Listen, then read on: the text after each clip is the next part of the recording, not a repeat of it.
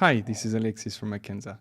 To ensure that you always stay up to date with your IoT deployment, Akenza offers you the possibility to receive device lifecycle notifications per email, either daily or weekly. As you can see in this email, it is a detailed report of your assets, indicating which devices are offline, have a weak signal, or are low on battery. It is a great feature to make sure that your IoT deployment works as expected, and it allows you to react immediately to any technical issue. So let's see how you can enable this feature in the platform. The device lifecycle notifications can be managed at the workspace level. So now let me go to the settings. And very easily we can activate the lifecycle notification by clicking on this toggle switch.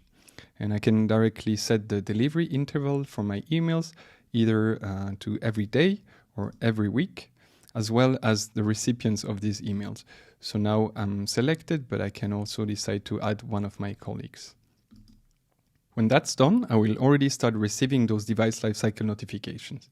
But I can also select the devices that I want to include in this report.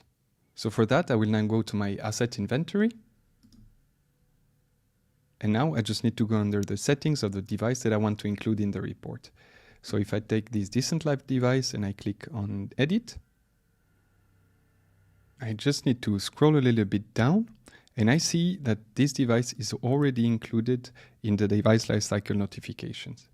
As not all devices send their message at the same interval, we need to set a specific offline timeout for this device. The offline timeout indicates how much time should pass before this device is treated as offline. So here I can select 1 hour, 12 hours, 1 day, or 1 week. Now I just need to update my device here upper right corner. And that's it. You will now receive periodic emails containing all lifecycle alerts for the devices that you selected. That's all about the device lifecycle notification of Akenza. See you in the next video. Bye bye.